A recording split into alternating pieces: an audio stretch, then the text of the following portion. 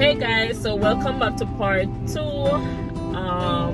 This is part 2 of the last video that I did mention that I'm scared to put my son back into public school and put my son back in school overall because of what happened to him while he was attending public school. So last year September, my son was 3 at the time. He started public school, right? October he would have turned 4 last year. So September, in August did orientation with him. I got to meet his teachers and stuff like that. I explained to his teachers that he's autistic, he's not able to comprehend very well, like follow directions and stuff like that. He's not fully there as yet. He's not potty trained. If something happens to him, he'll cry. He's not able to tell you what happened. If you want something, he'll more like hold your hand, pull you to it, and lead you in the direction of it. So anyways, with that being said, I told the teacher like everything, right? Told the teacher everything about my child and so forth, right? Just so they know and have an idea of how to deal with him, what to expect, and so forth. My son is so excited to go to school every morning, right? My son is excited because my son loves school. Like, he truly loves school. Like, my son, I'm gonna insert a video in this clip. That's it, go. I'm gonna insert a clip in this video. I'm gonna insert a clip in this video showing you how my son walked into school the first day of school last year, September, when he was going to public school.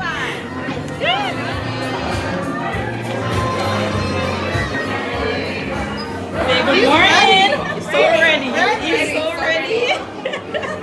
The first 3 days I was able to drop him to school and pick him up from school. So I went, I think it was the first or the second day, right? I went to get him. As soon as my son stepped out the school, and his eye was black and blue. Black and blue with scratches, right? So that was the first thing I noticed the moment he stepped out the door. Like, it was very obvious. And the teachers were standing there. So I turned to them and I said, what happened to his face? I'm very respectful, guys.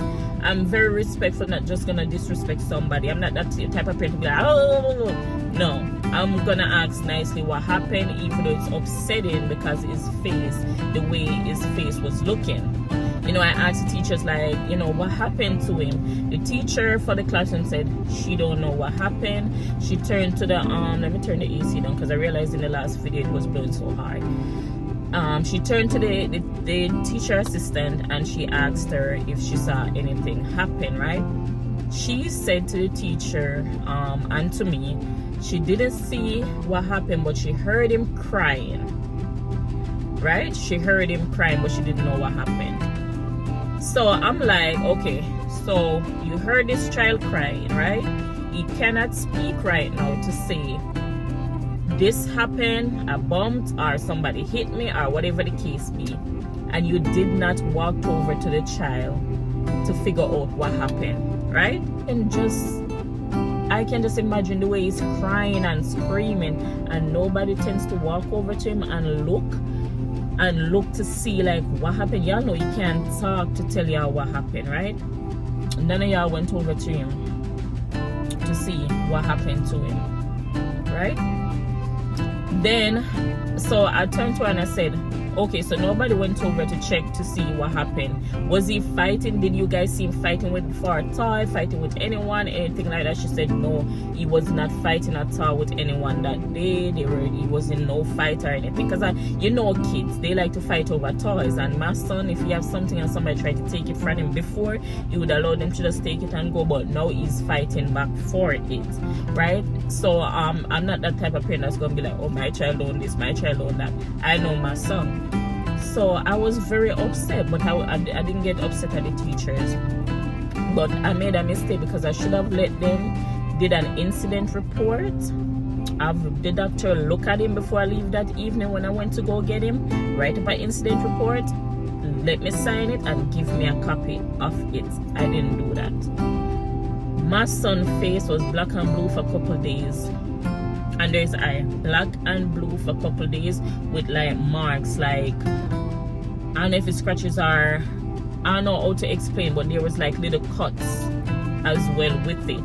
And I never took a picture of it, and I wish I took a picture of it just so you guys could see what I'm talking about. But yeah, so you know, that just got me so scared, because I'm like, anything could have happened to my son and he's being like ignored, you know, like ignored.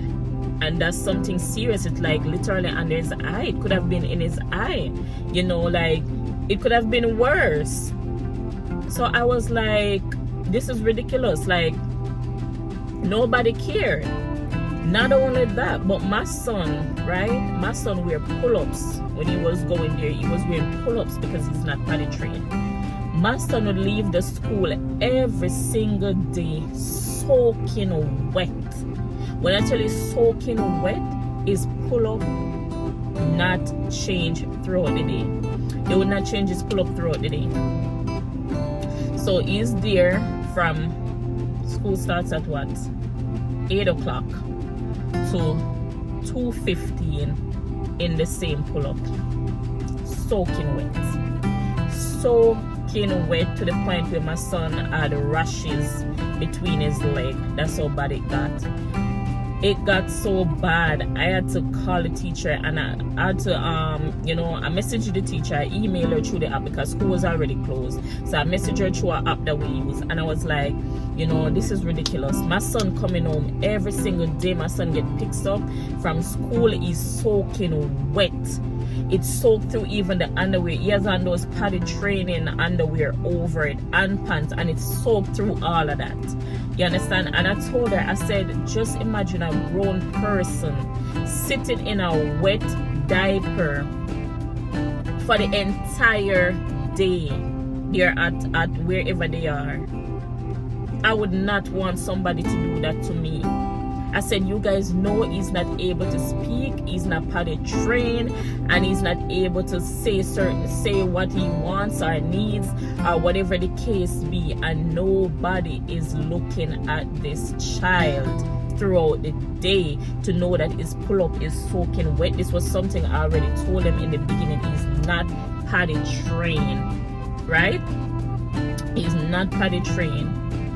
He needs assistance with the bathroom. I sent in pull-ups, I sent in change of clothes, I sent in wipes.